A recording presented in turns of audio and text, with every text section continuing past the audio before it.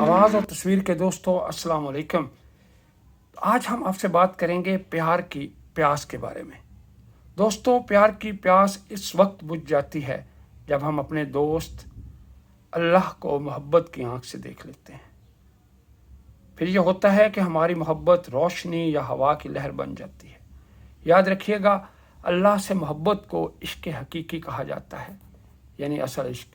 اور جب ہم اللہ سے محبت کرتے ہیں تو اللہ اس کے بدلے میں ہمارے اوپر اپنی محبت کے پھول نچھاور کر دیتا ہے۔ ہماری تمام خواہشات کو وہ قبولیت کا شرف دیتا ہے، ہماری تمام دعائیں وہ قبول کرتا ہے اور ہمیں دنیا اور آخرت میں خوشیاں عطا فرماتا ہے۔